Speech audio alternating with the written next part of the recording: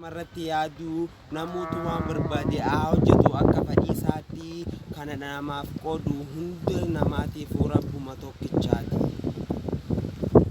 Akkam jirtu hordoftoota kabajamtootaa fi akkam jirtu kan dhiyoo fi fagoo fi alaalaa kan taatan baadiyyaa fi magaalaa hordoftoota Dinaan Jaarsoo top kan taatan marti keessanuu naa jiraadha.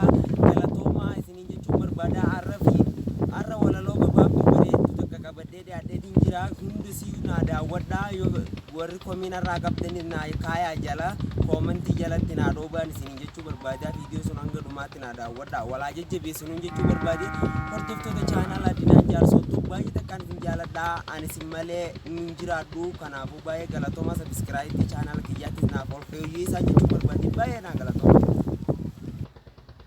Kan namni siif hin beekne kaayyoo kee qabadhu garatti firaa fi diina kee addaan laalladhu itti ibsadhu. Dhoksiitii deemi malee kaayyoo kee garaa keessatti diinni sirratti harkeetti fashaleessaa karatti. Diinni sirratti harkeetti fashaleessaa karatti. Gadda kootiif maaf taata ati maaf taata siif gammachuun koo maaf ta'a siif gaddaa. Shira narratti xaxxee yaaltee jirta ammaan dura shira gurguddaa kanaafuu narraa dhiisi hunda riskii kan namaa heeru rabbii tokkicha rabbii guddaa.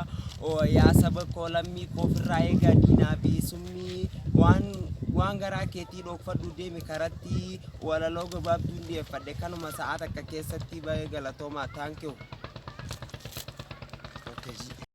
Hayyee walaloon gabaabduun qabanne kanumaa guddisee dhiyeessuudhaaf yaalee godhaatiin jira.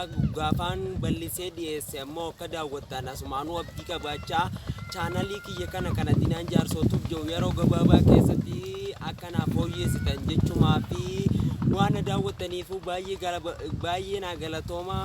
Waa'ee minaamineeshina garaagaraa hundisaa qabaddeetiin dhufaa jira. Ilmaan Oromoo marti keessanuu na jajjabeessaa bakka jirtanitti baay'ee takkaan isin jaaladhaa. Ilmaan Oromoo bakka jirtanitti sabiskiraayib laayikii koomentii naa jalatti roobsaan isiniin jechuu barbaada. Warri qeeqa qabdan ammoo koomentii keessan jalatti naa dhooba isiniin jechuu barbaade. Warri mucaan kun barataadha moo barataa miti jettanii na gaafataniif viidiyoo maanduraati irratti ani barataadha jechuu barbaade. Sagantaa takka irratti qopheessee kanii waa'ee kiyyaa isinii dhiyeessu ta'a. Kanaafuu baay'ee naa galatooma iddoo nagaa olaan isinii jechuu barbaada.